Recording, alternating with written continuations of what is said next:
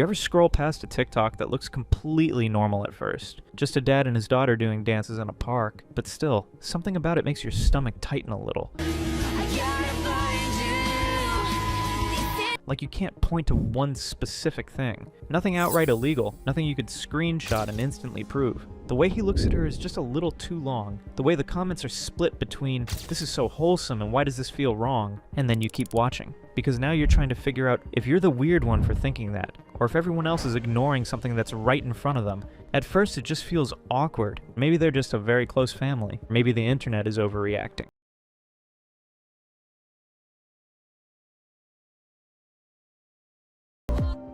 Will you wear this ring as a sign and a promise? But the more videos you see, the more explanations they give, the harder it becomes to shake the feeling that something is seriously off. And once people started digging, what they found made this whole thing go from uncomfortable to disgustingly disturbing.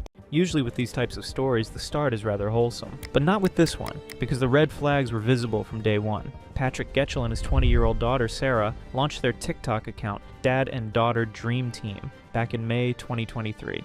On the surface, they posted exactly what the bio said. Cool dances, challenges, and family fun. Patrick was not new to the game. He had been attempting to go viral for years. Long before TikTok, he was preaching on YouTube to build a following. He believed he was on a special mission, claiming God had personally sent him to deliver a message. But perhaps after he realized that preaching won't earn him any fame, he moved on to something else. That's when Sarah comes into the picture, because now he wanted to create traditional family content. His new brand was to publicly show the loving relationship he had with his daughter. Hello everyone, I'm Sarah and this is my dad Patrick.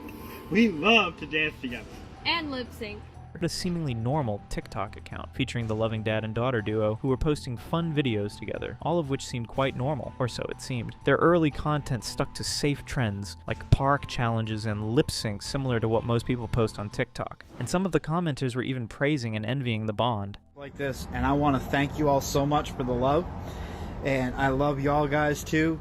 On the 8th of May 2023, Patrick posted this video to thank his followers, because that's exactly what he wanted. On the same day, they post another video thanking everyone for 8,000 views, but this excitement would soon fade into something concerning as viewers started noticing some details. Hello everybody, I'm Patrick. And I'm Sarah. And we are Many people watching felt that the duo was extra touchy and really close to each other with their dance trends, whether it was by holding hands, hugging, or leaning into each other. Even when there was not much physical contact, they had romantic duets with prolonged eye contact, which certainly felt inappropriate for a father and daughter. And with their faces inches apart, the content felt needlessly intimate. This is creepy from start to finish, Alabama family. But as the internet will soon find out, this was just the tip of a really disturbing iceberg. On the 13th of May 2023, they posted another of these dance videos, which caught the attention of viewers, this time for what they were wearing. Now the issue wasn't wearing customized shirts, it was what was written on them. Patrick had a regular, "I'm just a dad" shirt on. The creepy part was Sarah's shirt, which said, "I am his ladybug." Now, if you don't know, according to the Urban Dictionary, ladybug means a chick that is cute and hot at the same time. Naturally, such a nickname wouldn't be a problem if it were two lovers using it for each other, but it's not exactly something to be exchanged between father and daughter. With growing concerns, people started looking at their uploads with suspicion and felt uneasy about Patrick's hand placements when he was around Sarah. Too long. And then they started posting clips that honestly I would not even know how to describe.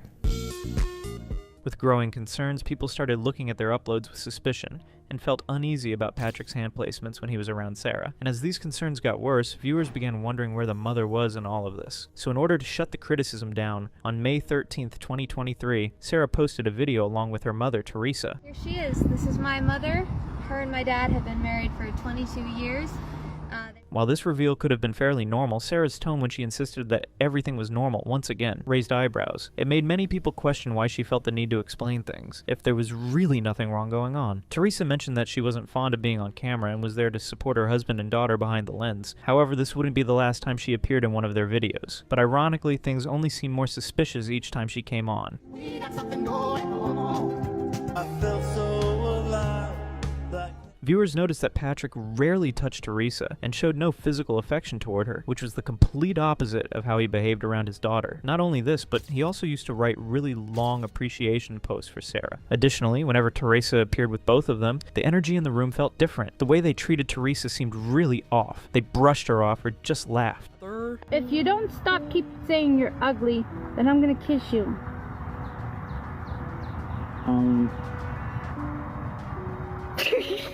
If you do that, sweetheart, I will be right next to you. Really? What? Really? Yeah, really. It's too hot for this. I don't care. I do.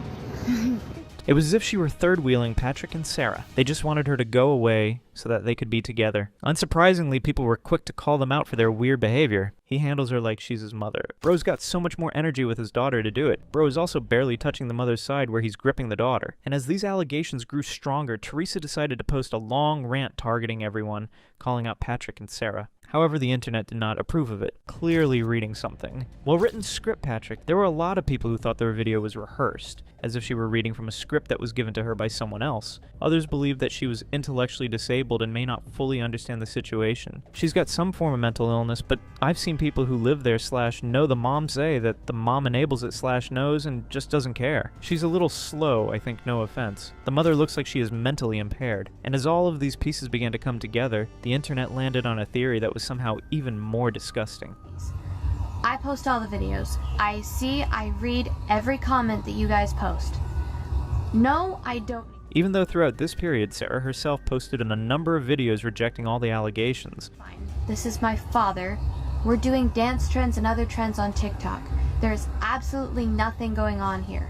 Insisting that there was nothing going on between her and her father. The viewers remained unconvinced. I am genuinely scared for what has taken place in that home. The saddest part is she's grown up this way and likely thinks it's normal. They believed Patrick was taking advantage of the whole situation, and that his behavior towards Sarah had most likely been normalized from the start. This means she may not even be aware that something is wrong. This explains why she has continued to defend her father. Soon, around the same time, Patrick came forward to debunk the criticism and clear everything up. The people that seem to think that I'm in love with my daughter, we're not. I love my daughter. That's it. She's my daughter. He clarified that he and Sarah were just a father and daughter duo. It's never crossed any boundaries. It's never crossed any... But the concerning thing about his video is how he believed he never crossed any boundaries with her. He's a very bad actor. He also doesn't look particularly repulsed by the suggestion that he's being inappropriate with his daughter. Funny how he's the one to determine whether boundaries have been crossed, like we don't have eyes. And of course, the viewers were quick to see that. Your outfits are always so damn pretty. To add to the pile of the weird things going on in this family, whenever someone complimented Sarah's outfits, she would always say that her father picked them out for her. But none of this would compare to what comes next. Okay, guys.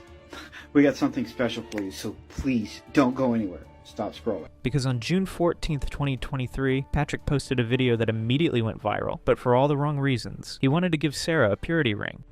I am about to give Sarah a purity ring, but Purity rings, also known as chastity or abstinence rings, represent a pledge to remain celibate until marriage. For those of you who don't know, as the name suggests, purity rings are a symbol of remaining pure, meaning that there should be no relationships or intimacy before marriage. As gross as that already sounds, Patrick decided to present it like a marriage proposal while going down on his knee. Sarah, will you wear this ring as a sign and a promise to God and to me to remain pure until the day you're married? Patrick asked her to vow to him, and God to stay pure until the day she marries. Yeah, this is gross. See, a naive girl in a controlling relationship with her dad. I was there once too. Run. Don't ever look back. That ain't normal. Dude is 100% attracted to his daughter. Get that poor woman away from that freak. The audience was undoubtedly shocked by this, and for a significant number of them, it confirmed what they had been contemplating all along. Along with the online hate, there were also articles published online, criticizing the proposal as misogynistic, controlling, and somehow related to emotional incest. In addition to everything else, it didn't take long for people to discover that the ring Patrick purchased was actually from Walmart. This made online investigators look even deeper, and they noticed that Teresa never wore any ring, so people started questioning it. Not only that, but Patrick himself was never seen wearing any ring, which makes giving your eldest daughter a purity ring that looks like an engagement ring even more gross. After this video went viral, the duo immediately became notorious all over the internet for their borderline incestuous behavior. People created a number of TikTok accounts and a dedicated subreddit to track and investigate every single thing they did. As these people started looking deeper into their lives, more disturbing details came to the surface. It was discovered that Patrick had 2 brothers, and to everyone's shock, they were convicted offenders. To make it worse, not only did Patrick defend them, but he also didn't see any problem with having his kids meet them, including his 10-year-old son Hunter. Because when people called him out for his brothers, he made a video to respond to the allegations. He claimed that it was his brother's issue to deal with, not his, which indicates a lack of concern for the well-being of his children. A normal dad would want nothing to do with people like that, even family, to protect their kids. Wow, a pattern happened to them, now they are doing it to others. This confirms it. Poor daughter. But adding on to the suspicious behavior of this family, soon the internet began questioning their living conditions, which was set off after they posted this video on the 5th of June 2023. My question is, why are you coming out of same bedroom? Cringeworthy. Do y'all live in a hotel? To this, Patrick replied, at the moment, yes. It is an extended stay place. We are going to be making a big move soon, so it was better than getting locked into a long-term lease. And with criticism growing with every upload, Sarah decided to address the internet once again on the 13th of June 2023. Okay. So you want to know why I look so uncomfortable in the videos? Well, I'm about to tell you. So listen, and listen good. Number 1. I'm not underage. I'm almost 21. I will be 21 on Friday, so you people can stop telling me that I'm underage. My father is not creepy, weird, or doing anything he's not supposed to do. He's being a father. If you don't like that... She sounded genuinely fed up with people online coming up with theories about her and Patrick. On the surface, that frustration makes sense. If thousands of strangers were dissecting your life every day, you'd snap too. But the problem is, the internet wasn't inventing these questions out of thin air. Patrick and Sarah weren't being watched because they were private people getting harassed for no reason. They were being watched because they kept feeding the exact dynamic everyone was reacting to. For instance, just a few days later, it was Sarah's birthday on June 16th. She turned 21 in 2023, and to celebrate it, Patrick posted a song called My Sweet Baby Girl. Because I love you, my sweet baby girl. And now the time has almost come for you, Marie. I see a house in a yard with a swing and a tree. You holding a baby, swinging and laughing. Your happiness shows like flowers in spring. I see that future and I am happy too. Because I know I'll be there with you. Again, a dad writing something heartfelt for his daughter isn't automatically weird. In most families, it would actually be sweet, but the lyrics didn't land like a normal birthday tribute. He described the future in which she is married, but he is still around, not her husband. It sounded less like a proud father cheering her on, and more like someone positioning himself as the central figure in her life no matter what happens next. Some people applauded the effort. She's lucky to have such a great dad and family. Happy birthday, beautiful girl. And on that same post, someone brought up the ring again, and Sarah responded, thanks. It is what keeps me focused on the important things in life, like knowing who I am without distractions or complicated relationships. This led many to think that her relationship with her father was sabotaging her relationship with others. The theory felt even more believable when people discovered Patrick's Instagram posts about her. Over the years, you have grown into the most beautiful, sweet, kind, generous, and loving young woman in the world. Your smile can light up an entire room. Your sweet voice can put a lion at ease. I want to give you everything in this entire world, just because I love you, my sweet baby girl. Apart from calling her his ladybug once again, in another post, he framed her as emotionally central to him in a way that didn't sound like a healthy father-daughter dynamic. In fact, it sounded like dependence. And the reason this affection stood out so sharply is that it didn't feel evenly distributed across the family. Because when it was Hunter's birthday, Patrick's message was noticeably flatter, almost like a formality. Not only that, but people also noticed he referred to Hunter as Sarah's brother, which sounds small until you realize what it implies, because it subtly frames the family around Sarah as the main character, and everyone else as supporting cast. About which one, Redditor said, Sarah handpacked happy birthday to the inspiration for our character Elian, my son and Sarah's brother Hunter. He is strong and funny, sweet but stubborn, one of the most awesome young men you could ever meet. We love you, Hunter. Have an amazing birthday. Why does P feel the need to include and Sarah's brother Hunter, making it seem like she is his mother and gave birth to this child? He didn't even say mine and T's son, but he made sure to mention S. He's a freak, and I'm not sure why S is up on this pedestal when it should be his wife. And once viewers started looking at it through that lens, one question kept creeping in and getting louder. If her relationship with her dad takes up this much space publicly, then what does her social life look like privately? And does she even have one that isn't filtered through him? Because soon, people found something that made that question feel a lot more urgent. They found that Sarah had a private account under the name Future SeaWorld Trainer, and it looked like a more personal corner of her life where she interacted more casually with people. And that's where the next thread begins, because her private posts eventually point toward one specific person she seemed fixated on, Jenna Frank. For some context, Jenna is the daughter of the actor Jason David Frank, who's famous for playing Green Power Ranger, and Jenna herself is quite popular in the Power Rangers community. On that account, Sarah posted a supportive message to Jenna Frank. Heartbroken hero. My childhood, I can't begin to describe how much he meant to me. Gone, but never forgotten. My message for Jenna. Sweetheart, I can't imagine how you must be feeling. I want you to know that all your fans love you. You are so loved, and I am praying for you and your family. His legacy will live on through you, your siblings, and everyone that loved him. If you ever need to talk, my DMs are always open. I don't know you personally, but I am willing to listen to whatever you need to say. I love you, and I am so sorry for your loss. And then, on the 26th of June, 2023, Sarah posted a video where she called someone her best friend. The problem is, the context people dug up made that label feel off, because Jenna wasn't a longtime friend from school or someone from her personal life. She was someone Sarah met at a meet and greet. Jenna interacted with them the same way she interacted with other fans, which is literally what meet and greets are. So when Sarah calls her bestie, it doesn't come off as cute, it comes off as someone trying to force closeness where it doesn't exist. And that's where people started to get uncomfortable again, because it fed into the same theme that kept following this family around. Blurred boundaries, manufactured intimacy, and a public insistence that everyone else is the problem for noticing it. Honestly, this is just said. She's probably been so sheltered she doesn't know what it's like to have a close friend. Her private Instagram quickly filled up with pictures of Jenna, and it read like an obsession. And it didn't stop at Sarah either, because Patrick also seemed strangely invested, tagging Jenna frequently and inserting himself into the orbit. What a difference 1 year can make. I have watched this woman grow from being unsure of herself to being a strong woman of God, from being unsure of her future to knowing exactly what she wants and going after it without question, from having several toxic friendships to throwing them all away and finding true friends like. But even as people called it out, Patrick and Sarah kept dancing around the accusation and laughing it off. What the hell did you do? In my defense, you left me unsupervised.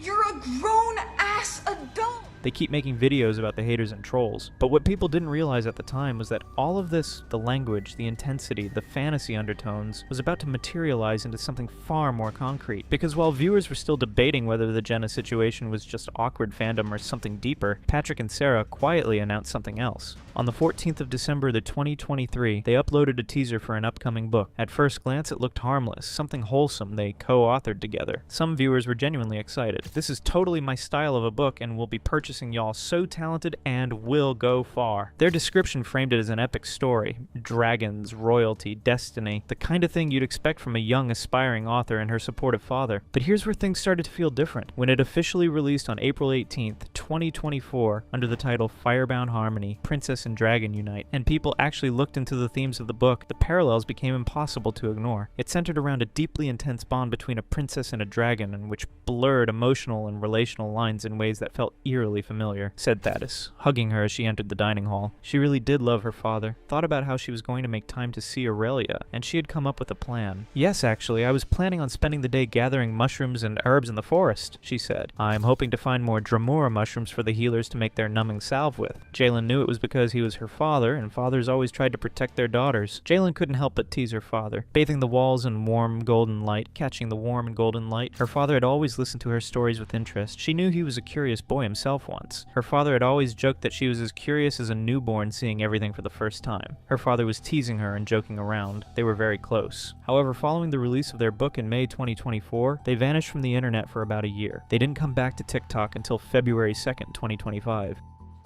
The Dream Team is back! Win, bro! We got it! Yay! So, you saw it here first.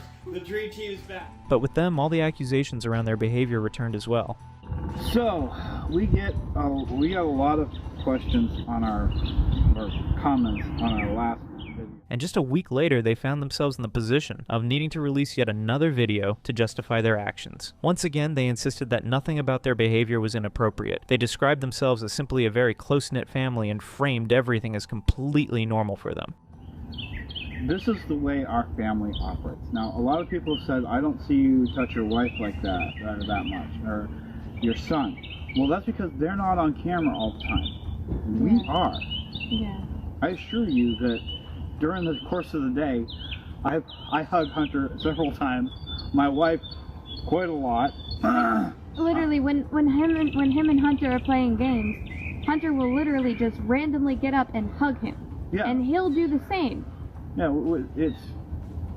we are a family that loves to hug and touch and hold. As you can expect, their explanation failed to convince anyone watching. And then, on April 20th, 2025, something happened that shifted the entire situation. For the first time ever, they agreed to sit down for a full interview with Lauren Howe on the YouTube channel Unreligiously. Speak out on it before. I've tried to answer questions. I've tried to set the record straight, but every time I do, people just try and twist it, turn it, and it's just like, it looks like I'm responding to trolls, and it's just crazy. As the interview moved forward, Lauren began asking more direct questions, and Sarah spoke about being homeschooled. They talked about their shared faith, which set the stage for what everyone watching was waiting for. Then Lauren asked about the purity ring. That whole purity ring video started with Teresa, actually. She had the idea, because Sarah said she chose it herself and didn't want to feel pressure. she made the suggestion that I do it like a proposal, kind of make her feel really special. It was nothing more than... He further explains that the proposal idea was also Teresa's. Then Lauren asked Patrick about his role in Sarah's life. Honestly, the only role I have that could be considered a spousal role is that I am trying to show my daughter, through my actions, through how I treat her, to what she needs to look for in a man that she eventually does want to marry. She knows I would never do anything to hurt her or anything. I don't want to say troll because... He clarified that when he previously said there shouldn't be boundaries in a family, he meant emotional openness, and added that Sarah knows he would never engage in anything with her. And that statement alone unsettled a lot of viewers, because most fathers don't feel the need to clarify that on camera. I think it's people are over... Once again, he redirected the blame outward, arguing that people were projecting their own thoughts onto his actions. Maybe they hoped these statements would quiet the accusations down, but in reality, the interview had the completely opposite effect. Clips of the interview spread quickly, bringing even more views to their videos, most of which were consistently getting tens of thousands of views. This reignited their Snark subreddit as well, and with so many people watching so closely, it wasn't long before the internet caught one tiny detail that made the whole situation way darker than anyone imagined. Back in December 2024, Sarah had posted a TikTok on her personal account using an AI-generated audio. In the video, she was dancing to a song that was clearly made by AI. When people later looked into it, they discovered that Sarah was the only person on TikTok who had ever used the audio. At first, it looked like a small independent creator account, but within minutes of searching, it became obvious that Ariala wasn't a real person. She was an AI-generated persona with a really suggestive Instagram profile. The bio referenced a monster hunter, a phrase that immediately caught people's attention, because if you had read Firebound Harmony, Princess and Dragon Unite, the language felt eerily familiar. It wasn't proof of anything, but it was strange. Then Reddit users tracked Ariala across platforms, and they found accounts everywhere, including OF. At this point, what had started as a strange, one-off audio was turning into something much larger, because viewers weren't just seeing an AI profile, they were seeing a coordinated digital presence built around it. Later viewers found that Sarah and Patrick had been interacting with the account. Whether through comments, engagement, or subtle digital traces, there was enough overlap to make people question whether this was a random coincidence or something more intentional. And then the connection became impossible to ignore, because the AI model Ariala looked familiar, very familiar. People began placing images of Ariala side by side with Jenna Frank, the same Jenna Sarah had previously labeled her bestie. The resemblance was uncanny. The facial structure, styling, and overall presentation felt intentionally similar. Once that comparison went viral, everything snapped into focus. If Ariala was modeled after Jenna, and Ariala's accounts were filled with adult fantasy content, and Patrick and Sarah had interacted with those accounts, then deep down, there must have been something seriously disturbing going on. Around the same time, viewers discovered that Jenna had blocked both Sarah and Patrick across social media, and suddenly the timeline started to line up. People began reaching out to Jenna directly, warning her that the AI persona circulating online appeared to resemble her. They alleged that Patrick had used her likeness as inspiration for the model. Not long after that wave of exposure, all of Ariala's accounts began disappearing, and when something vanishes the moment it gets attention, it rarely calms suspicion. And as you can guess, both Sarah and Patrick denied having anything to do with the AI bot. And finally, there's a rumor going around that my dad and I created an AI that made spicy content on OnlyFans. Their whole basis for this accusation is that this AI posted a song. I saw it on TikTok and I liked it, so I made a lip sync. I also followed the account in case they posted more music I liked. Excuse me for liking an AI song, but that does not prove that we were behind the account. You do, of course, realize that songs, TikTok videos can pop up on people's For You page that you've interacted with. It's part of the algorithm. So Sarah was the only one to make a lip sync. Sarah was the only one to actually make a lip sync or use the song. Well, it wasn't up long, apparently, and she's the only one that saw it. Someone from Reddit created that AI account and tried to make people believe it was us.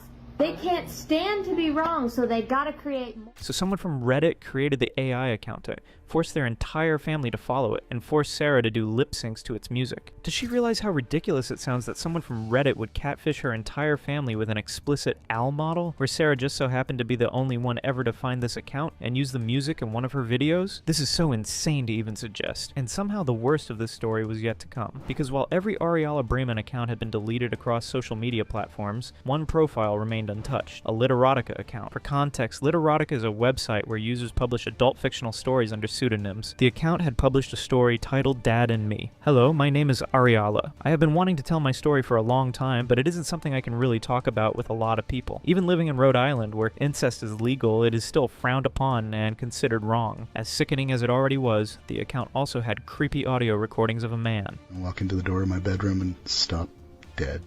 I found you. I want to say something, but I'm mesmerized by the sight. It was titled Daddy's Home, with a caption that said, "Inspired by a certain someone who shall remain nameless to protect her innocence unscripted. Feedback welcome, consideration for a rookie much appreciated." On top of that, when users dug deeper into the Literotica account, they discovered multiple linked email addresses, and those emails reportedly trace back to one name, Patrick Getchell. While this alone was enough to prove what the internet had been suspecting all along, it was just the start of a long trail of very disturbing revelations. Linked to the Ariella account were two more Literotica profiles. First was named Babe for Dad, and it had a profile image featuring a dragon nearly identical to the one Patrick had animated for the cover of A Firebound Harmony, and the content posted under that account was overtly incest-themed. The second account was under the username Suspicious Quail, which arguably crossed every line of decency, because this account contained stories that included characters named after Patrick's own children. Remember the Ladybug shirt from their early content in 2023? Well, that reference made another appearance as one of the followers had the same username, but the connection web grew even wider. Longtime followers already knew Patrick ran a gaming channel and frequently posted content tied to fantasy themes. When people searched the username Suspicious Quail beyond Literotica, they found a YouTube account created back in 2012 using the same name. That account uploaded gaming content. It featured dragon imagery, and when viewers played the videos, the voiceover once again sounded nearly identical to Patrick's. Anyway, so here's our next boss guy.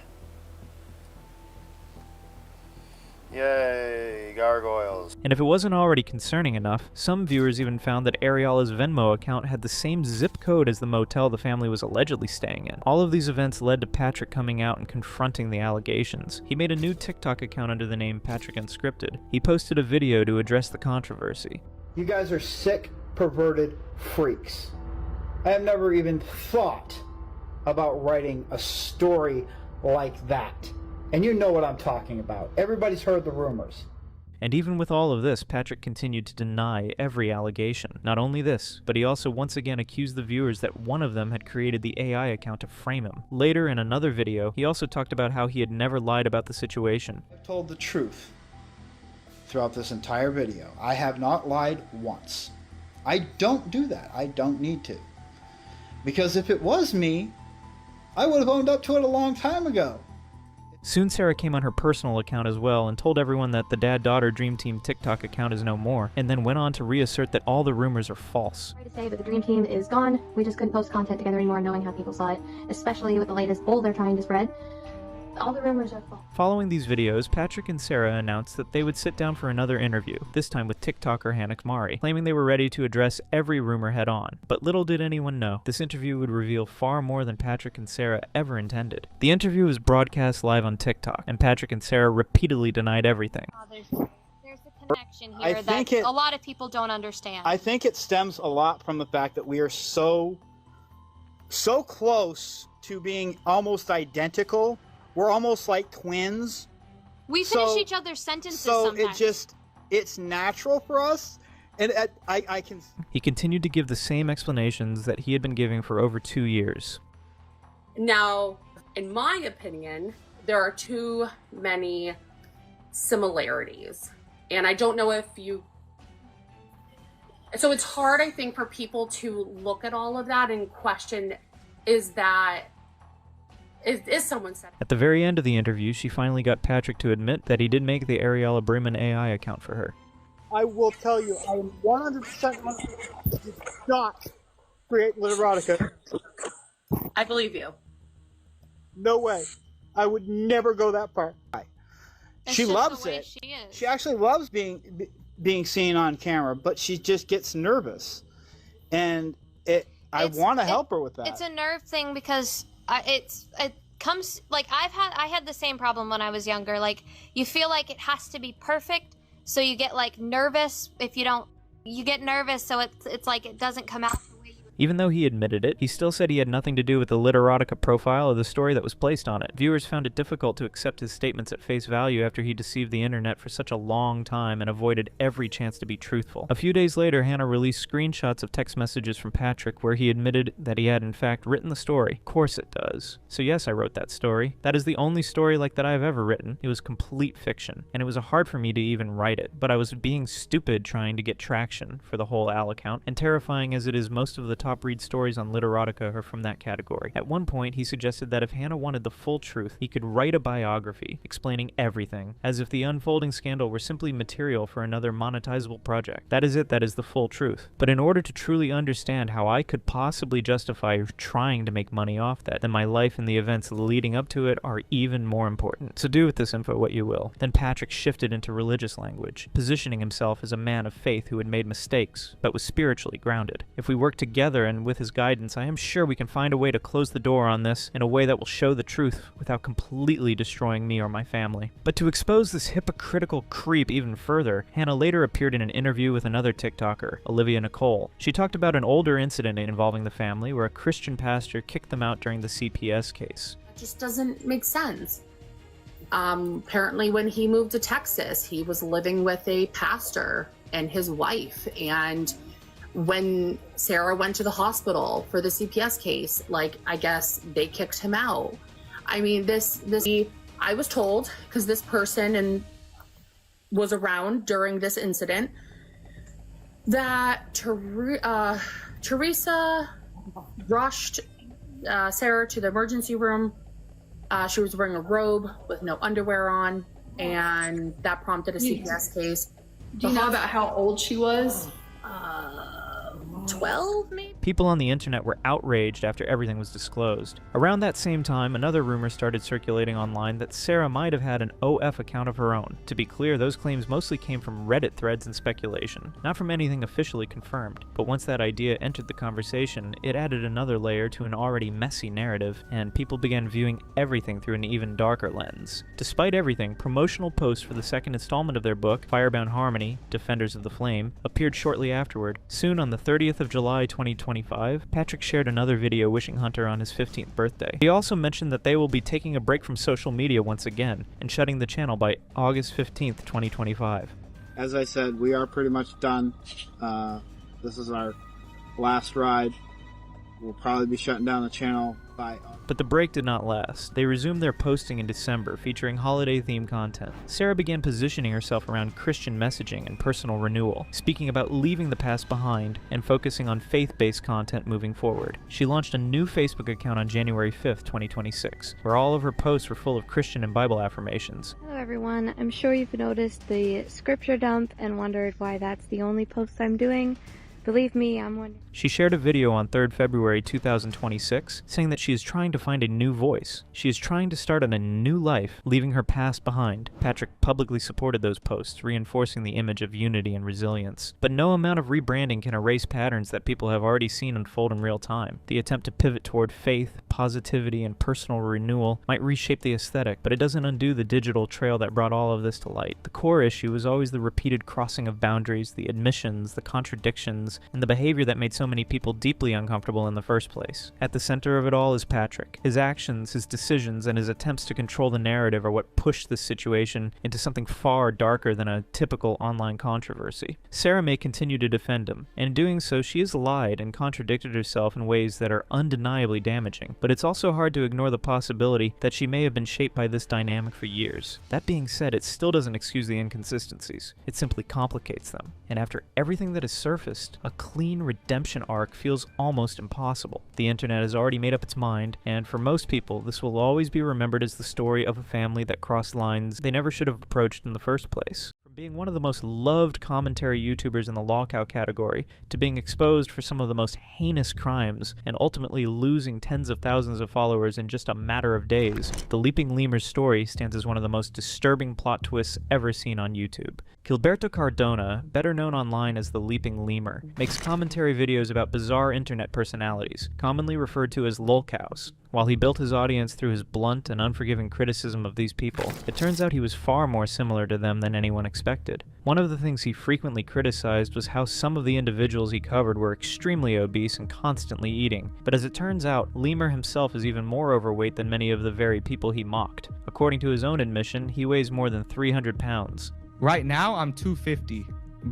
I was 300 pounds though. Like before I start, like I was over 300 pounds, bro. But this is the least serious of the things he has done. From giving his underage girlfriend alcohol and allegedly S8'd her, to facing serious accusations about inappropriate behavior, Lemur's rabbit hole becomes far darker and far more disturbing. Lemur first started his YouTube channel back in 2016, and while he experimented with a variety of niches, including making rap music, most of his early content came across as nothing more than cringe. He first started getting traction on YouTube after posting a video about the infamous figure in the lolcow community, Daniel Larson. Lemur was even featured on the Daniel Larson subreddit, where people described him with comments like this: "He is an okay channel making content on Daniel sometimes." And another said, "Lemur makes good videos detailing the Daniel stuff in case you miss something." Despite these positive comments, Lemur was also receiving a significant amount of hate online, especially within the Daniel Larson subreddit, where people accused him of making low-effort videos and even stealing content from other creators. The dude literally steals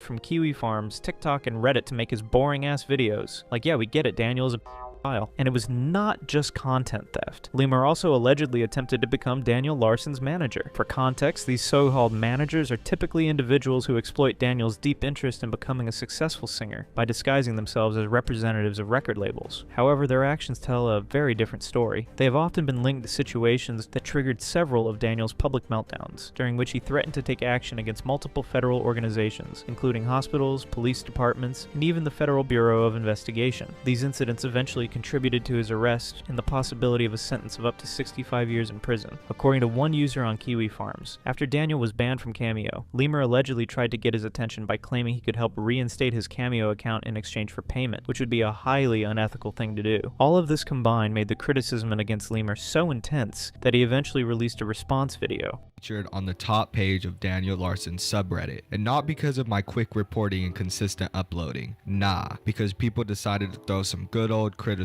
my way. So I wanted to take a moment to address this post and talk about some of these great constructive criticisms I got. But instead of backing down, he continued making videos as usual. Soon after, he expanded his channel by covering other TikTok lolcows such as Nova Online and Tofiachu. His channel kept growing and eventually reached nearly 70,000 subscribers on his main channel, along with more than 10,000 subscribers on his second channel by late 2025. And not only that, but Lemur also built a dedicated fan base that genuinely enjoyed his content and consistently supported him by leaving positive comments under nearly all of his videos, with very little criticism appearing across his channel for a long period of time. However, around the summer of 2025, Lemur would start dating a girl named Lily, also known online as Teeth Gums, and this relationship would eventually become one of the key factors that led to the drastic downfall of both his channel and his personal life. The two first met on TikTok, where Lily initially messaged Lemur saying that she liked his videos and approached him as a fan who supported his content. At first, the interaction appeared harmless and similar to many other creator and fan exchanges. However, their interaction would soon take a disturbing turn as Lemur began constantly watching nearly everything Lily posted and regularly engaging with her content. The situation escalated further when Lemur sent messages to Lily telling her that he pleasured himself while watching her TikTok videos, even though he already had another girlfriend at the time, something he later admitted he felt guilty about. This behavior was not only awkward and inappropriate, but also disturbing on its own, especially considering that Lily was barely 18 years old at the time these interactions were taking place. Soon after he started dating Lily, Lemur began making several very cringe public posts about their relationship on his Twitter account. This was a particularly bad decision for someone with an online following, especially within a niche community where audiences are known to investigate creators closely, and sometimes go as far as exposing or doxing people connected to internet drama. Lemur was posting things like this: "My girlfriend is so hot on God. My girlfriend is so talented, it is crazy." As cringe as these posts were, many people in his audience were not buying into them and began reacting negatively. Instead of strengthening his public image, these posts created noticeable backlash within his community, with viewers questioning his judgment and criticizing him for openly sharing details about his relationship in such a careless way. One person said, "Why are we posting our Discord girlfriends? It's giving Nova." To which Lemur then replied saying, "She ain't my Discord girlfriend. She is my girlfriend who I called on Discord one time to watch a show together." But not only that, Lemur was also going back and forth insulting another commenter in a very inappropriate way by saying things like, "You look like you smoke crack, my boy. Go search for a rock and get off of me." Despite the growing criticism from his audience, many of whom felt he was posting his girlfriend in a way that came across more like showing off than simply sharing his relationship, Lemur appeared largely focused on proving that what he had with Lily was real and not just another online romance. However, the consequences of that decision did not take long to surface, and the attention he was drawing toward the relationship soon began affecting Lily directly. And before we go further into the story, I need a small favor from you. I've started posting these deep dives on Spotify as well, so if you prefer listening instead of watching, or you just want to support me, make sure to follow me there. The link to my Spotify is in the description. Before long, Lily herself became a topic of discussion on the gossip forum Kiwi Farms, and not in a supportive way. Instead of curiosity or the neutral commentary, much of the attention quickly turned hostile, with users mocking her appearance along with other inappropriate insults, which quickly turned her into an easy target for ridicule. Lily also had a history of serious mental health struggles as revealed in her own posts on Twitter. One post read, "I have been to the mental hospital at least 10 times. Chicken tenders and fries with a chocolate mousse cake made it worth it all though. And seconds with delicious sweet tea. A nurse ruined it though when she told me I couldn't eat any more snacks in front of the other kids." The situation quickly escalated as people began exploiting Lily's past mental health struggles to spread more hatred, even targeting Lemur and urging him to break up with her. One post read, "This woman is giving off some serious BPD vibes. Lemur, if you're reading this, abort the mission now. This woman will ruin your life. She is probably recording your calls, and whenever you inevitably break up, she will lie about you and or leak every secret you ever told her. I seriously hope you never showed her your face, because if you did, it is going to get leaked." The harassment eventually reached Lily herself, and she responded, "To be honest, I don't mind that people enjoy talking about me, because what if they are so lonely that that's their social time?" Despite her attempt to downplay it, the situation continued to spiral. Lily was doxxed by the same users on Kiwi Farms, and the harassment did not stop with her. It extended to people close to her, including her grandmother. My grandma, my grandma's husband, my whole family, like just anybody we know, anybody. Every address, every phone number, every place that I've worked in the past, every place my mom worked. After this, Lily and her family began receiving disturbing messages and other threats. The fallout was severe. The harassment eventually fractured her relationship with her own family, leading her entire family to block her on social media and her siblings to stop talking to her. Lily described the situation. "My sister stopped talking to me. My family blocked me. I was on the verge of breaking up with Lemur. My mom was going crazy. They did not want anything to do with me." Ironically, the person largely responsible for exposing her, Lemur, who had posted about her on Twitter, did little to comfort her. Instead, he minimized the situation by saying, "Who cares about a mid-tier YouTuber girlfriend? Like I make lol-cow content. I am telling you, maybe 10 people. Only one person tried to hit you up. Your page is not even getting brigaded. That should show you how unserious this is." But not only this, he would also compare his situation with hers, saying he has received far more hate and threats than she has because he is such a well-known celebrity, and then spin the whole thing to make himself the victim and gain sympathy from her.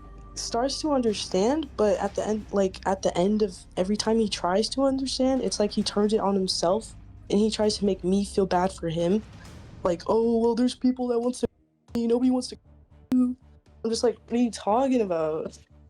So even though you were the one that got doxxed, he was acting like it didn't matter and it was a bigger threat for him to potentially get doxxed, even though he hadn't been yet? Lemur would also get mad at Lily for being upset about her being doxxed, to the point where he yells at her so aggressively that she described feeling it in her chest, and other people in her house with her could also feel the sound of him screaming. And he screams at the top of his to where maybe his neighbor could hear it, because I know my grandma heard it. He goes, "Why are you hanging up on me?" And like a scream that a woman could feel in her chest. Like it didn't feel right. Like it didn't feel good. It made me like over the phone, but still scared. Yes, like you could very much feel that like strong emotion of him being mad at me, even though I'm going through something. Eventually, all of this became so overwhelming that Lily decided to break up with him, and that is when Lemur realized the seriousness of the situation, and decided the best way to keep Lily with him was by giving her false hope. Lemur began promising her that the two of them would start their own new YouTube channel, become the biggest content creators in the local commentary niche, and make big money. Not only that, but there were also other ridiculous promises, like him saying he had $3,000 in his bank account, and that he was going to give her the world with that money, claiming nobody would be able to treat her the way he would. "I have $3,000 in my savings. Just don't be thinking any take care of you like I take care of you. Lily would later reveal that Lemur was extremely controlling and jealous. He would obsessively text her, and whenever she didn't reply, he would accuse her of cheating on him. This behavior worsened on Halloween. Lily was out partying and spending time with her closest friends, but Lemur not only refused to be understanding, he demanded that she reply to every single message, to the point that she had to have her friend respond to him, disguised as Lily. Halloween, he was basically blowing up my phone to where, like, my friend had to act like she was me in text messages. What? So he could leave me alone and like let me sleep, because I was just like, I'm partying, you know, I'm like sleepy, I'm tired, probably on the couch already, like. Lemur was so jealous that he didn't even want her to watch other YouTubers besides him, and whenever he saw videos of other creators on her screen, he would get angry and say inappropriate things. I'm your YouTuber boyfriend, this and that, you know, just trying to front. And like I said, you know, he would get mad when I watch other people, like even like famous people like Speed. He would be like, oh, I bet you want to go date Speed, right? Oh, like, it was very controlling. At times, this behavior became extremely disturbing. Lemur would threaten to kill her if she ever thought of cheating, saying, "On my life, this is the kind of thing that would get you killed." Despite all of this unfolding, at this point the two hadn't met in person yet. This would change soon, as the two would finally meet each other in person on December 13th, but everything would only get worse from here. From the very beginning, things didn't seem to be going well. While they were at the airport, the staff lost Lemur's luggage, and while it was upsetting, Lemur overreacted, yelling at the staff. His behavior embarrassed Lily to the point where she distanced herself from him for a brief period of time. Woo, that's American Airlines for ya. Woo, great customer service. But like, when I tell you he was screaming it and shaking his bag everywhere and like literally like screaming in this guy's face, I'm like, why would you do this? Like, this guy's probably already stressed out. Yo, you got people stressed out in a room. I'm stressed out. I don't like when people yell. It's embarrassing. Yeah. I literally walk out when he's doing this, and I walk ahead of him, and I'm trying to pretend like I don't know him. Like, I kid you not, I'm trying to pretend like I don't know him. I'm trying to pretend I don't know. After spending 4 nights together, the two would eventually break up on December 19th, and the next day, Lily would release screenshots of their conversations, as well as various disturbing accusations. Despite Lily being barely 19 years old, which is below the legal drinking age according to the state she was in, during their stay together, Lemur gave Lily so many hard drinks that she even passed out multiple times while she was with him. And while there is no hard proof to back Lily's words, Lemur himself would make a video admitting that they did drink too much. But instead of taking accountability, he would excuse his behavior by saying he was only 21 years old and only 2 years older than her. Not just that, but his statements were not even consistent. At one time, he said he drinks a lot because it gives him chills. And then a few minutes later, he would say he didn't drink a lot at all, and that it was Lily who would encourage him to drink more. I'm drinking. I mean, that's what I do. You know what I mean? Like, I chill. Like, I get chill when I drink. I didn't really drink. A lot of people know this. I don't drink on stream. She's the one who was like, hey, you should start drinking. You're 21. I started drinking. To make matters even worse, Lily claimed that during her 4-night stay with Lemur, the majority of the time she was blacked out and completely unconscious due to the heavy drinking that Lemur provided to her. According to her, the amount of alcohol she was given was so excessive that she often had no memory of what happened for hours at a time, leaving her in a vulnerable and defenseless state while in his presence. And then, the situation became even more horrifying. Upon waking up after these blackouts, Lily would find herself in extremely inappropriate and disturbing situations. This included instances where she was completely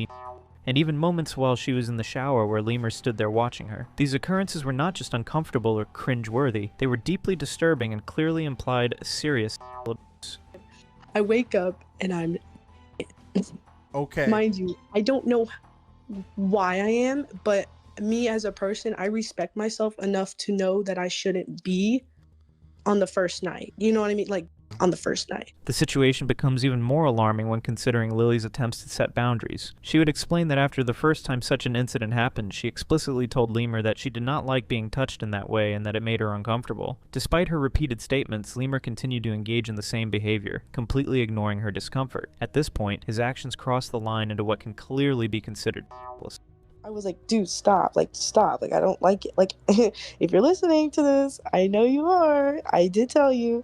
And you know I did. I told you I was uncomfortable with it. And you did it anyway. Many times you said, oh, sorry, I'm just so clingy. I'm just so clingy. He would just excuse it with, oh, I'm just so clingy. And you're just so, I don't know. Like, are you even into me? Like, You didn't even ask me. Lemur, in response to these allegations, claimed that Lily only made such statements after their breakup and after people started asking her about it, insisting that she never said anything while they were actually together. This claim is demonstrably false, as it can be verified in their direct message screenshots, where Lily explicitly wrote, "I thought I was being touched in a way I didn't like." This message directly contradicts Lemur's attempt to downplay or deny the seriousness of the incidents, showing that Lily had voiced her discomfort while the events were occurring, not after the fact. But the allegations would only get worse. It would later be revealed that Lemur is extremely overweight, at one point weighing more than 300 pounds. This detail is relevant because Lemur is known for his blunt and often harsh commentaries on the people he covers on his channel, including figures like Nova Online, Tuffy Alchu, and others in the lolcow community. One of the main points he criticized these lolcows for is being overweight, making it a recurring theme in his commentary. The irony, however, is striking. Lemur himself is overweight, reportedly reaching more than 300 pounds at one point, which is actually more than Nova Online, a lolcow whom Lemur frequently criticized for his own weight. Even in his own words, Lemur acknowledged his condition, saying, "Babe, me too. I have a stomach and man. You know this since you have seen me with my shirt off." This admission highlights the hypocrisy of his criticism, showing that while he publicly mocks others for their weight, he himself struggles with the same issue, which adds another layer of controversy to his public persona. Even in his older videos, Lemur's voice was very breathy and shaky, showing the existence of some kind of breathing problem that likely stems from his weight. Despite this, Lemur would deny having any issues and claim that he is not as big as Nova Online or Tuffy Alchu, because he has more muscle mass and is taller than them. This argument is irrelevant because he is still heavier than both of them. I'm as big as Nova, like maybe weight-wise I am, but I'm 5'9". Oh yeah. I actually have a pretty good amount of muscle mass. I'm definitely a big boy, don't get me wrong, but I ain't Nova big and I ain't Tofia big, that's for sure. Not only that, Lemur would make a video accusing Nova Online of being overweight after all of this came to light. He went even further by blatantly insulting anyone who compared him with Nova, calling them stupid. This is not only hypocritical, but also deeply ironic given that he embodies everything he has accused Nova of. He also refused to engage in any self-reflection or humility, despite the truth about his own weight being widely known. But at the end of the day, Nova is a lot worse. And if you don't think Nova is worse, or somehow in your mind you think that I'm worse, you're just stupid. You're just plain dumb, I hate to tell you.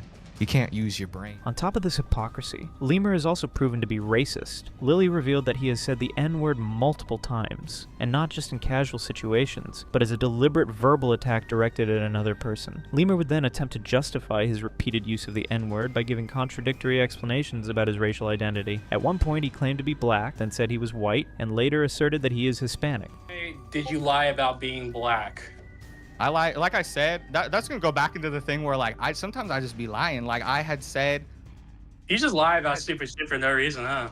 yeah, I had said the N, not the word with a heart, but you know I'm Mexican.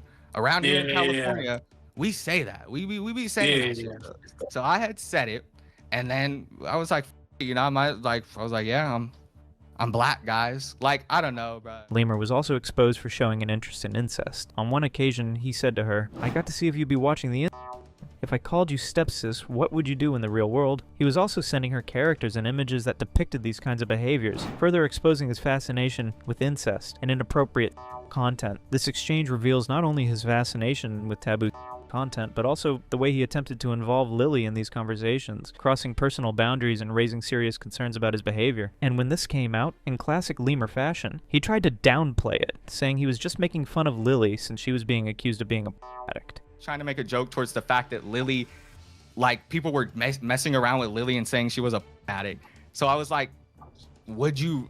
It wasn't real, bro. Like it was a fucking hypothetical. But if this was not bad enough, Lemur also hates his own audience. Lily said, and I quote, "It's crazy because he genuinely talks bad about his own community and calls them stupid, and that all of them are cringe." While Lemur tried to apologize for this behavior, it apparently was not enough and was most likely insincere. Be clear, I was a friend. I also let my fans down in an extreme level. I texted this person who I never should have been texting. But it was not just his audience. Lemur also spoke badly about his closest YouTuber friends. Lemur was close friends with another big creator in the lolcow commentary niche, Kiwi Tapes, who has over 400,000 subscribers on YouTube. Despite their friendship, Lemur spoke negatively about him to his ex-girlfriend Lily. Lemur said, "Fuck Kiwi Tapes. I had like 2 conversations with him. He has never helped me and always copies me and other small channels." In response, Kiwi said, "Pretty gross. You are an absolute snake." Lemur also did the same with another close friend, Major Chilla, who was also a lolcow commentary creator. Chilla had asked Lemur to go live with him, but instead of simply declining like a normal person, Lemur talked negatively about Chilla to his girlfriend. Lemur said, "Chilla wants me to go live with him. I told him nah. First off, I'm drunk and chilling. I would rather not get drunk with this dude for no reason, on live with tons of people while I am trying to chill." He then proceeded to insult Chilla further, criticizing him for being 27 years old and not having his life together. I want to relax, and he is trying to guilt me into it. It's like literally no, and I am tired. Not everyone is 27 or whatever and not having anything else going on. After all of this came out, in his response video, Lemur tried to downplay everything once again, claiming that he was merely venting to Lily and that nothing he said should be taken seriously. He insisted repeatedly that he had not spoken badly about his friends, and that all of Lily's accusations were completely fabricated or exaggerated.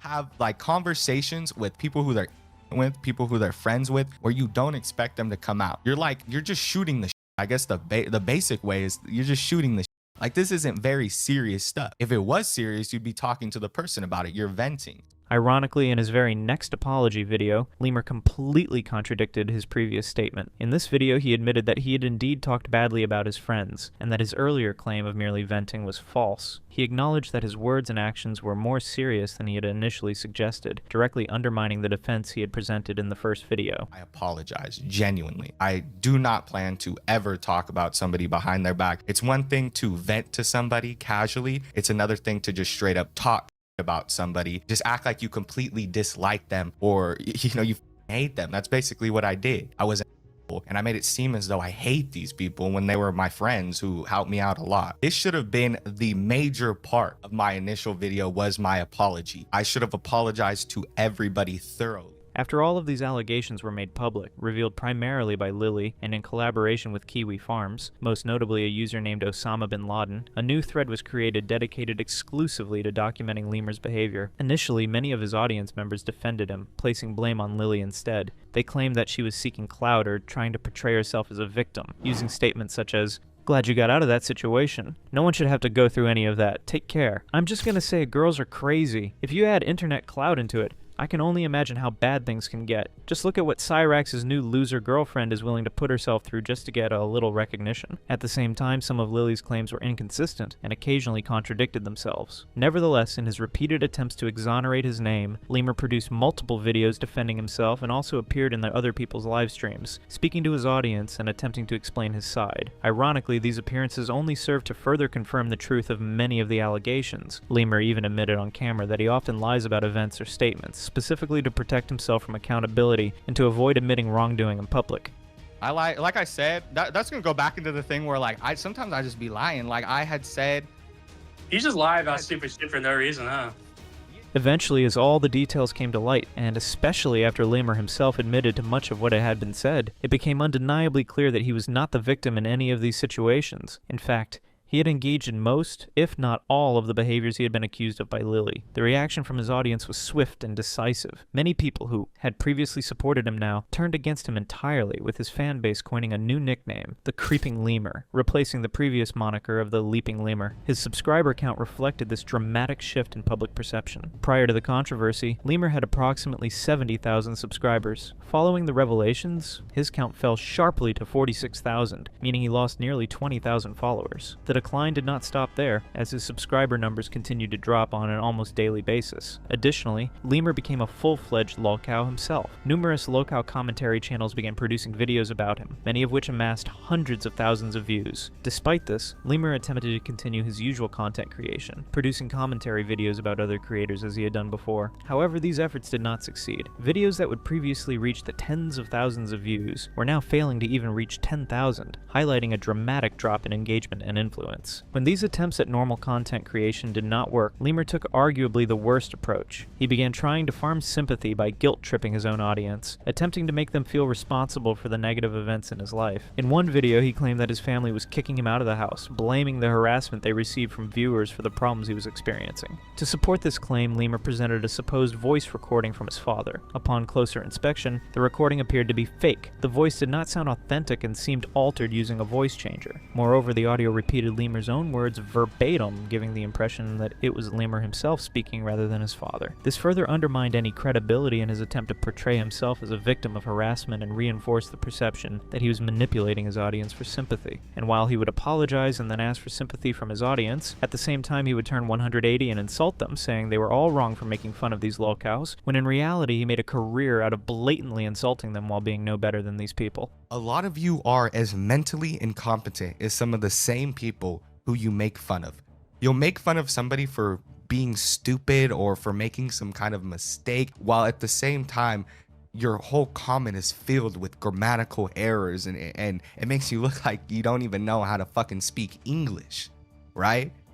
And it's probably your first language. And when this failed, he then turned into a complete hate mood by speaking badly about his YouTuber friend, which he apologized for in his first apology with Lily, but now he doubled down and started saying extremely disturbing things, like Major Chilla being alcoholic and that he had said a slur one time. This is not only hypocritical, but also baffling because Lemur has also used a slur in a very derogatory way to insult another black person while simultaneously lying multiple times about his ethnicity. And even if these accusations were true, they don't even come close to the allegations against him. Lemur also talked about his other YouTuber friend Mayor Menace, claiming that he is extremely overweight and a terrible person. While this is not proven, what is proven is that Lemur himself is extremely overweight and has still failed to take accountability for his hypocrisy of trashing other people for being overweight while he himself is. Lemur and a bunch of his other YouTuber friends had a group chat as well as a private conversations, but Lemur, in an attempt to hurt them and take them down with him, would leak things like this. You're wondering why all those times Major Chilla told you no when you asked for a spot on the barnyard? Because I know you remember those times. He came back and told me about it. It was because he thought that you sounded like he didn't think that you sounded good and that you were good at making content. He said that you would ruin the flow of the conversation, so we shouldn't include you and we should only use you in the background.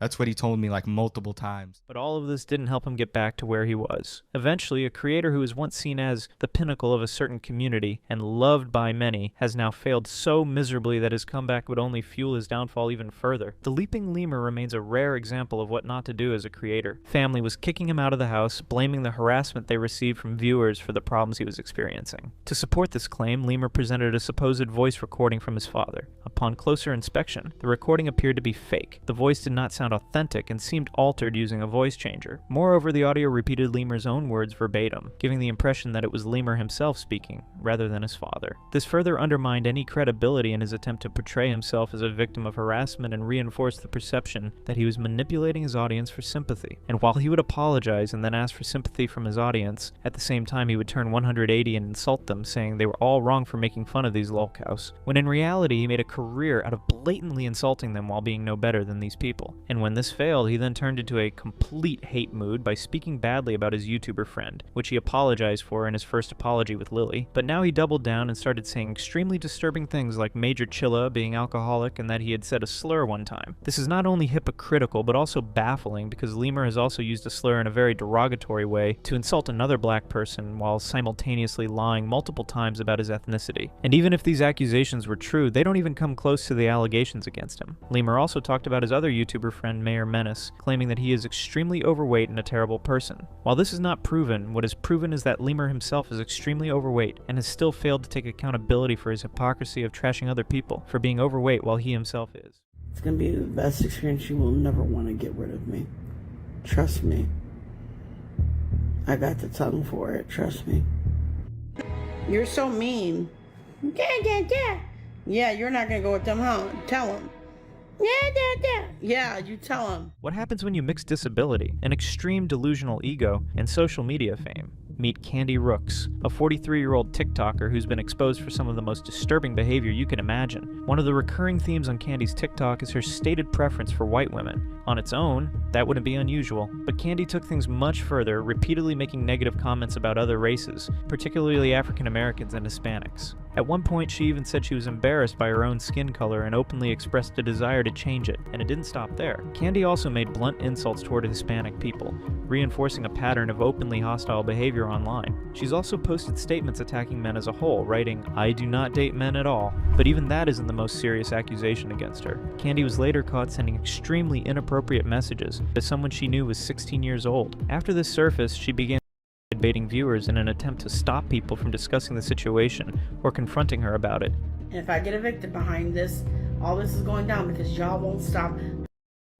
I promise you, I'm gonna myself if I get evicted. Despite these accusations, Candy frequently points to her mental and physical challenges as an explanation for her behavior. However, in a striking contradiction, she was also caught harassing another similar individual, even going as far as wishing on them. Candy Wren Rooks, better known online as Candy, is a 43-year-old woman from Buffalo. Because her mother reportedly struggled with severe alcohol use during pregnancy, Candy now lives with fetal alcohol syndrome, a condition associated with physical features such as a lazy eye, along with significant learning difficulties and other lifelong developmental challenges that make daily life more complicated than it is for the average person. Candy's online presence initially appeared relatively harmless when she first began posting in 2022. Much of her early content focused on her collection of reborn dolls and Cabbage Patch Kids. However, this quickly turned into one of the first strange patterns viewers noticed. Candy repeatedly abbreviated Cabbage Patch Kids as CP instead of the correct abbreviation CPK. She even went as far as creating a TikTok account using CP directly in the username, something that immediately raised eyebrows among viewers familiar with the term's far more serious and widely recognized implications online. And given that the terms CP represent something entirely different and extremely disturbing, her audience tried to correct her. But Candy wasn't the one to listen. Instead, she took this personally and went out of her way to make a video arguing that she was correct and that her calling Cabbage Patch Dolls CP was the proper shorthand form, all while trying to flex that she was right and the people who told her otherwise were not. Oh my God, I'm proving y'all wrong and y'all mad. You are mad. You are mad. I'm proving y'all wrong. And she even played a song to celebrate this supposed huge win. Alexa, play my Spotify playlist. While Candy's main content type, which is her interaction with her dolls, seems somewhat normal at first, or at worst just cringe, it is far from that. Candy has an abnormally large number of these dolls, a number which at one point was as high as 39, which is especially excessive given how expensive these particular dolls are. She then created a TikTok account mainly for posting pictures of her reborn dolls, which still managed to garner nearly 800 followers. And she refers to these dolls as her kids, giving each of them a name, and even posting photos of the dolls with captions like, "Me and my baby have matching toupees." Not only that, but she also posts videos of herself cosplaying with these dolls and acting as if she is talking to a real person, even creating scenarios such as mediating between two dolls that are supposedly fighting. What she said? Yeah, yeah, yeah. Yeah, be nice to her mommy. What else? Yeah, yeah, yeah. Mommy is right. Exactly. You tell him, Lucy. You got a whale.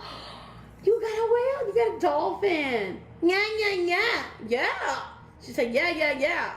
And before we go further into the story, I need a small favor from you. I've started posting these deep dives on Spotify as well, so if you prefer listening instead of watching, or you just want to support me, make sure to follow me there. The link to my Spotify is in the description. She then makes extremely bizarre and disturbing claims, such as saying that some people attempted to kill one of her dolls and failed. This is the one they tried to... Oh, and I still have her. And while it is somewhat normal for some people who have depression or anxiety to relieve stress by bonding with reborn dolls, Candy's extreme obsession, along with spending all day, every day cosplaying with them, was seen as extremely unsettling by her audience, with people commenting, "These dolls are genuinely terrifying, oh my god." Besides the disturbing nature of it all, Candy's extreme obsession with these dolls also started creeping into her finances. While she receives a significant amount of money from state disability checks, she reportedly spends most of it on buying reborn dolls that cost tens of thousands of dollars, while ignoring her day-to-day financial responsibilities, including her apartment rent. After months passed without Candy paying her rent, despite multiple warnings from the landlord, by the end of 2024, the landlord decided to evict her. Candy then resorted to social media and started begging for money so she could afford to move into a different place. But funnily enough, she was not even humble when asking for help. She would constantly insult people who asked normal questions like, "Why don't you get a job?" and crash out on commenters by saying they had no life and were all haters, all while reframing her begging as not begging at all, but simply asking for a favor that she seemed to believe she was entitled to. If you want to donate, you're going to donate because out of the kindness of your heart. I know everybody's going through. I'm not asking for a lot. I'm not begging. I'm just simply asking. I said, if you want to, you guys need to open your ears and hear me out. You guys just so critical and so ignorant and just so desperate to be ignorant and want to be selfish. And when people naturally refused to donate, and she received little support because of her obvious attitude. She then tried to guilt-trip viewers by saying that their refusal to donate was on their conscience, and that they should feel bad about it. It's gonna be on your conscience when you don't donate, and I'm still in my home because you didn't donate. Yeah. The comment section quickly roasted her for saying this. One person sarcastically wrote, "I can't sleep knowing I didn't help. I need to do the right thing and help." And another said, "My conscience is too tired to care from being at work all day." The irony of this situation is that at this point, she had nearly 40 reborn dolls, and she could have sold at least some of them to get cash to help her move into a new apartment, but instead, she chose to beg online and even created a GoFundMe. When people pointed this out in her comments, instead of replying respectfully, Candy became defensive and angry at the people asking and dismissed it as negativity. Do not ask me to sell my reborns. My reborns are not getting sold. Nothing in my house is getting sold. So I need y'all to stop. Either donate or don't donate. But don't come in here with your negativity. Don't come here and tell me what to do, because you're not going to get it. So stop. Soon she managed to move into a new apartment, but ironically she did not even bring the dolls she had refused to sell and when she was financially desperate. Instead, she left almost all of them behind in her old apartment, bringing only 2 out of the 40 dolls with her. Come share this video. I want to just point out, you guys are going to notice that I only have 2 babies now. I had to leave a lot of my babies behind. I could not bring all of them. I'm not going to get into that. It's going to make me cry, but I will tell you that I miss my babies so much. A lot of y'all OGs know how I miss my babies. While Candy was already getting traction at this point for her cringe content, she soon became more infamous and went viral, but not for the best reasons. Besides her normal posts, Candy often went live on TikTok, and during this period she frequently misread comments, either because of her eye condition, or possibly because she struggled to read them clearly. As a result, she sometimes interpreted neutral or even positive comments as negative and reacted aggressively. For example, when one person commented, "How do you spell that?" Candy misread it as "How do you smell?" and then became upset. How do you smell? How do you smell? How do your upper lips, so how does this smell right here? How does this smell? There you go. That's how I smell. And even when other people in the chat tried to tell her, she refused to hear it and continue with insulting the person. And this happened so often during her live streams that she eventually became infamous for it, with people constantly talking about it on TikTok. The number of people who got banned from her live streams and even blocked from following her account became so large that under almost every video about her there were comments like this. "Bro, she always reads my comments and block me. I was never rude to her. She didn't know how to spell the sentence I put and got mad." And another said, "I did say something, but it wasn't rude. I told her she misunderstood a comment because she took it in a rude way and then she blocked me so fast, and if that wasn't bad enough already, Candy would then threaten to ban anyone who told her she was misreading things, claiming she was reading everything properly, even though she clearly knew she had a problem with reading." I'm blocking anybody that says I can't read.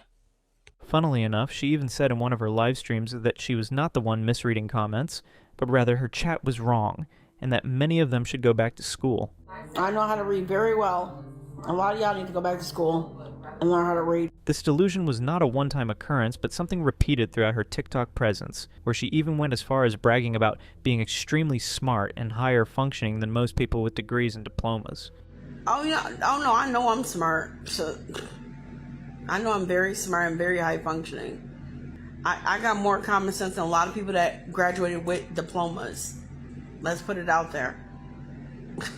Even people that graduated 21, they don't got much sense. Even more ironically, the reason she believed she was smarter than everyone else was because she had not gone to jail or stolen from other people, which has nothing to do with being smart or high functioning in the way she meant it. I've never been to jail, never been in imprisonment. I always stayed out of jail, don't steal. Like, and you got these 18-year-old people that graduated at 18 and doing the shit that I said. Like, what?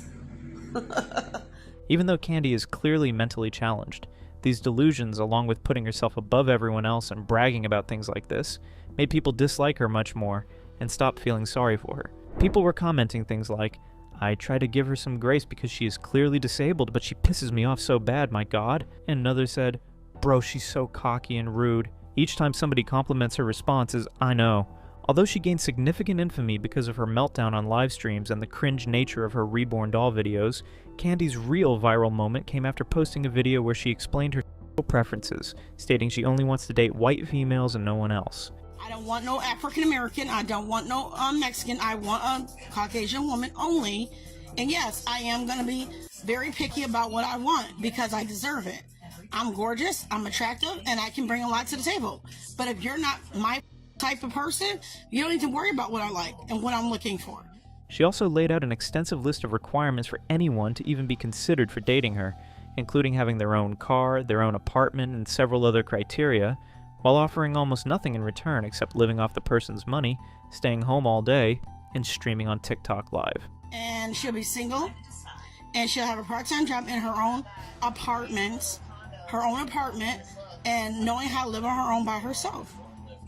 Have a good day. Another thing, the female has to have a vehicle.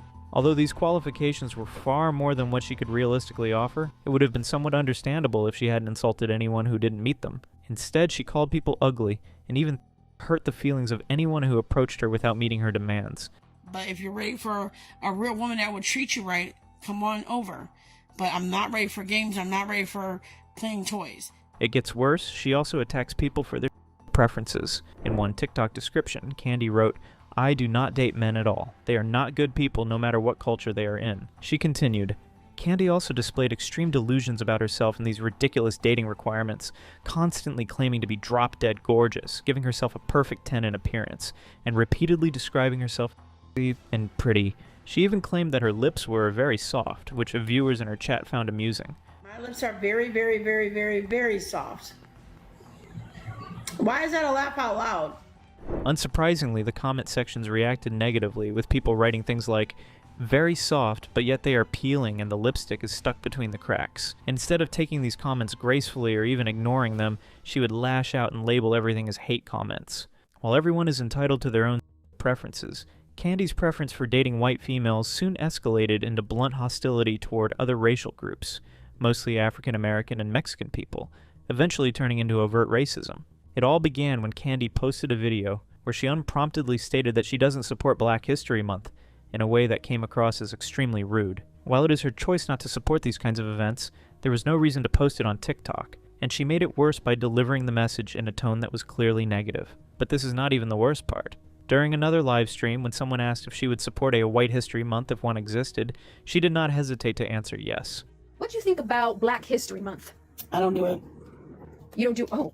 What, like any specific reason? Like, I just have my own preferences for it and I just don't do it. Oh. Would you do like Caucasian History Month? Yep, I don't care. I mean, whatever. Candy also opposes Black Lives Matter. While it is fine to have an opinion, her aggression and tone were so off-putting that her entire chat turned against her, forcing her to turn off comments. Even worse, in this live stream, she stated that the reason she hates these black celebrations is that she wants to celebrate white people before celebrating her own culture. When asked what she would change about herself if she could, she immediately said her skin color, followed by blonde hair, claiming she wanted to be Caucasian. By this point, it was clear that Candy harbors deep disdain for her own people, and desperately seeks acceptance from a community she does not belong to. Many considered this final statement the proverbial nail in the coffin. I mean, let me tell you what I would change about myself. If I could change these things about myself, these two things about myself, if I could change them. My skin color would be number one. That would be on top priority. My skin color would be number one I would change about myself. And my hair, I would be blonde hair and Caucasian. Those are two things I would change about myself. After posting this video, she faced significant backlash online, with people commenting, "I can't imagine hating myself this much." And another said, "The self-hate hits hard and explains all you need to know about her." And this situation became so overwhelming for Candy that she felt compelled to make a response video, attempting to defend herself, claiming that she loves herself, and that the only thing she wants to change are her skin color and her hair color. In the video, she even went as far as saying that if she didn't love herself, she wouldn't have woken up every day, worked hard, and pushed through challenges, implying that her determination and daily efforts were proof of her self-love. For the people in the back, I love myself every day I wake up. But like I said again, if I would change something about myself, it would be my skin. It's not saying I don't like myself. It's not saying anything. It's just saying I like what I like. And if I had a chance to change something, it would be my skin color. Despite these excuses and her desperate attempts to convince her audience that she is not racist toward her own skin color, Candy continued making blatantly racist remarks. On multiple occasions, she openly stated that she feels embarrassed by her own skin color, framing it as a personal flaw rather than a societal issue. Ironically, in another video, she accused other black people of wanting to be someone else, despite the fact that she herself is desperately trying to change her own skin color. You don't even know your own culture. Y'all out here trying to be somebody that y'all not. You're out here trying to make yourself somebody that you're not. Not only that, she claimed that other black Americans were bullying her because they supposedly wanted to be white. This statement makes little sense, especially considering that Kandi herself is being openly hateful toward her own skin color. Kandi's hateful attitude, however, is not limited to black Americans.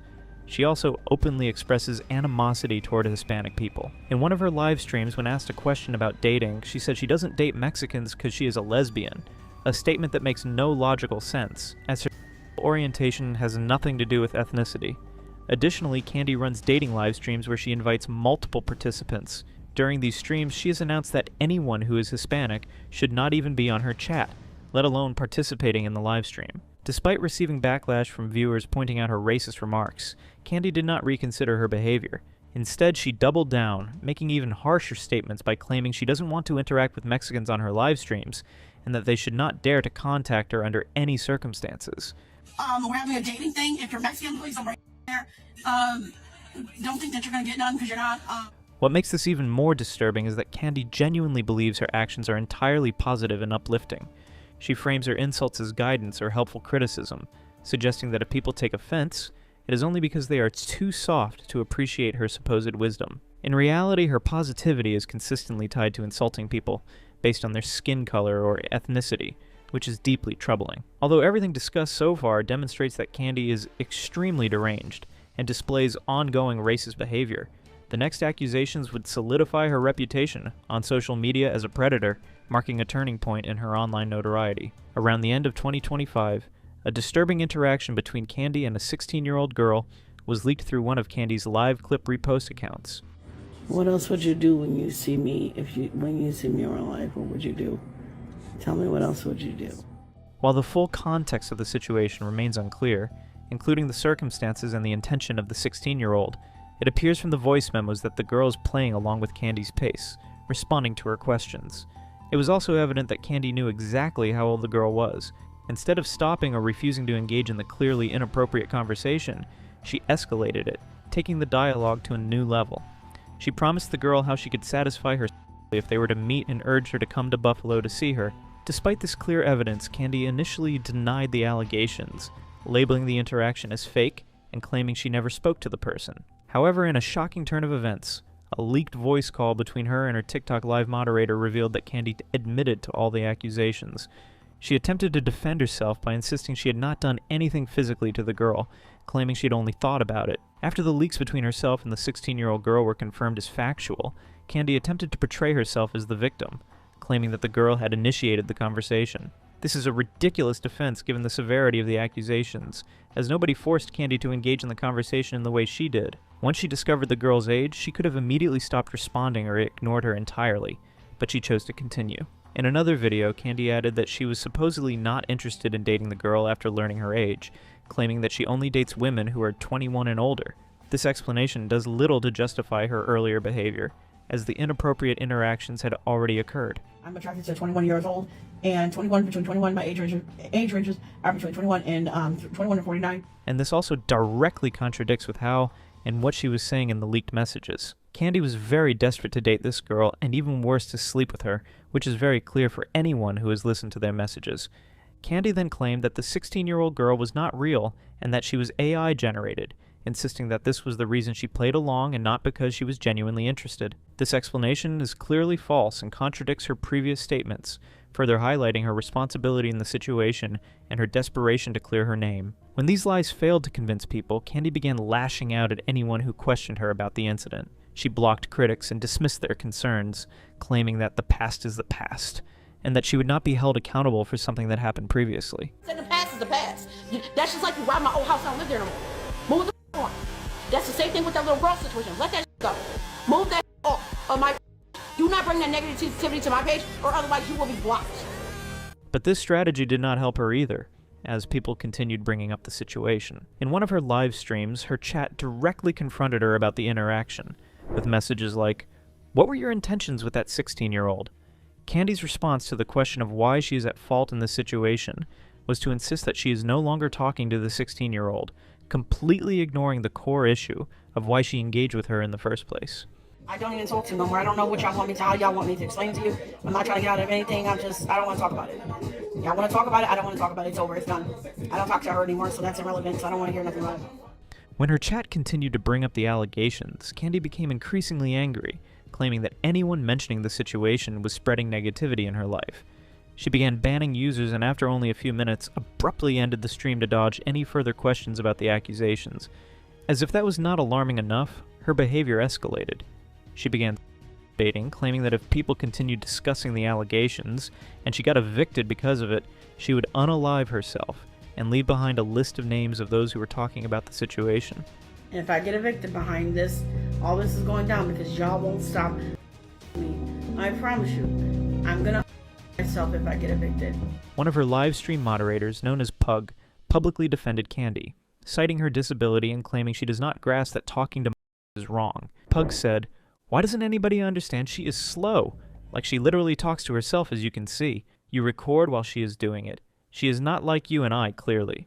Imagine this was your son or daughter or your sister. You better hope something like this doesn't happen to one of your family members. You think she really knows the difference between ages and talking to a What is wrong with you guys?" While it is true that Candy has certain mental challenges, using this as an excuse for her behavior in this situation is completely invalid. Candy herself explicitly acknowledged the age issue when speaking to the 16-year-old, indicating that she knew the girl was too young to be dating her. She even admitted that their interactions needed to be kept secret so others would not find out and criticize her. In their direct messages, Candy said, "I will not put you online because you are 16, and what I would do is just keep your privacy and our business private. Whatever we go through, it is our business. I'm not worried about getting in trouble, but we would have to wait for our relationship until you get a little bit older." This clearly shows that Candy was fully aware of the inappropriateness of the situation, making any claims that she didn't know better completely false. While Candy constantly accuses her audience of harassing and bullying her, claiming they are accusing her of something without sufficient proof, despite the fact that she literally admitted the leaked messages with the 16-year-old were real, she then turns around and does the exact same thing to someone she considered a friend on TikTok Live, a person who goes by the name Ashley. She attacked Ashley, making accusations and causing drama, even though the basis for her claims was flimsy at best, showing a complete double standard in how she treats others versus how she claims she is treated. Despite her repeated and desperate attempts to find a white girlfriend online constantly failing, things seemed to change on February 12, 2026, when she claimed to have found a woman named Bailey who went to live with her and professed her love. This became a moment of high excitement for Candy, as she appeared extremely happy and visibly blushing during the live stream. "This is to all the haters who said she would never get a pretty Caucasian lady, because I am in love with Candy. She is the funniest, prettiest. I'm excited to get married. I'm going to wear a white wedding gown and it's going to be beautiful." In that same live stream, another person using the name Ashley appeared and also confessed her love for Candy, meaning that she suddenly had two women simultaneously fighting over her attention. However, both of these individuals were not real people. They were using fake profile pictures and AI-generated voices. Although her chat repeatedly warned her about the obvious fakes, Candy refused to acknowledge it and insisted on believing in the authenticity of these accounts, showing her continued pattern of denial and poor judgment. Eventually, Candy realized that both Bailey and Ashley were fake accounts and posted a video addressing the situation. Yet, even after this revelation, she continued crashing multiple times, specifically targeting Ashley, further amplifying her obsession with the fabricated drama. In a shocking twist, despite knowing both accounts were fake, she returned to interacting with Ashley online and posted a video claiming that they were going to get married and that Ashley had already proposed to her. Thank you so much. We love each other. Me and Ashley are getting engaged. We're married. We're getting married. Look at my ring. See? During a particular live stream, Candy made multiple inconsistent claims that made it abundantly clear that this entire engagement story was fabricated by her. When her audience asked where they could find Ashley on social media to congratulate her on the engagement, Candy initially claimed that Ashley didn't even know they were engaged and instructed her viewers to surprise her. But you can thank her in your comments. But she tells you that we're not engaged. We are. She came to my house. Don't listen to her. She just don't want people to know yet. She then followed up with a contradictory statement, claiming that Ashley didn't want the engagement announced and preferred to keep it private, only to later contradict herself in the same live stream by saying that Ashley was the one who told her to announce it to the audience. These opposing statements further solidify that Candy is lying and demonstrate that she is an unreliable narrator, incapable of maintaining consistency, even within her own storytelling. Like the other day when she came to my house, I was shocked, but she told me not to say nothing until today. So I wanted to surprise you. She told me to go on here early and to surprise y'all that we are getting married. As expected, this so-called love soon faded, and Candy turned on Ashley, posting multiple videos claiming that Ashley was a known child and that she had evidence to prove it. However, this was entirely false. Candy did not actually know anything about Ashley beyond her first name, and when viewers asked her to provide proof saying, "Candy, you gotta post the proof," she blocked the person who asked her and didn't post any kind of proof to back her serious claim, showing once again a pattern of creating drama and making serious accusations without any factual basis. Not only that, Candy went further by making multiple videos asking her audience to contact her if they had any information on Ashley, including where she lived, so that Candy could dox her online. This behavior is not only extremely dangerous and unethical, but it also clearly shows that Candy is not the victim she constantly tries to present herself as. Instead, she is the one engaging in harassment, intimidation, and attempts to control others through fear, fully reversing the narrative she tries to portray. But this is far from the only time Candy has encouraged harassment towards someone else. Another notable example involves a TikTok live moderator named Cece, who Candy expressed romantic interest in, largely because Cece is a white female. Candy attempted to pursue a relationship, complimenting Cece and telling her that she was cute. However, Cece politely declined, stating that she only wanted to remain friends. Instead of accepting this rejection gracefully, Candy became visibly upset and snapped at Cece, making a dismissive and confrontational comment. "I kind of figured out something is not right with you." From that moment onward, she began publicly attacking Cece online, posting a series of disturbing and aggressive messages simply because she was rejected. These actions demonstrate a clear pattern in Candy's behavior. When her desires are denied, she shifts immediately into harassment mode, targeting the other person, escalating the situation, and involving her audience in her campaigns of intimidation. This incident with Cece reinforces a recurring theme across Candy's online presence. Rather than taking responsibility or respecting boundaries, she weaponizes her audience and her platform to attack anyone who does not comply with her expectations. Candy posted on her Facebook accusing Cece of eating her pets. Cece lets her cat poop all over her house, anywhere and everywhere. She doesn't keep her house clean. Candy also targeted Cece for having a disability and receiving an SSI check, which is particularly ironic because Candy herself receives government disability benefits. She wrote, "Cece, you get an SSI check every month. You don't get it because you are normal. You get it because you have a problem. And you have a mental problem." But this ramblings would get at a very terrifying turn when Candy started targeting Cece's life, as well as doxing Cece's address in her YouTube post, and then saying, "She lives in Missouri, so if anybody sees her, you can go and take her down any way you want." While a few chunk of people still attempt to defend Candy, citing her mental and physical disabilities as a reason for her behavior, these excuses cannot erase the severity of her actions. Her behavior goes far beyond what could reasonably be explained by a disability, crossing legal and ethical lines, and showing a clear pattern of harassment and manipulation. Because of her ongoing pattern of disturbing behaviors, Candy has now become a rising figure in the Walalkawa community. People have now created a dedicated subreddit and thread on Kiwi Farms documenting her increasingly erratic and dangerous conduct on TikTok, effectively cementing her reputation as a highly toxic and controversial online personality.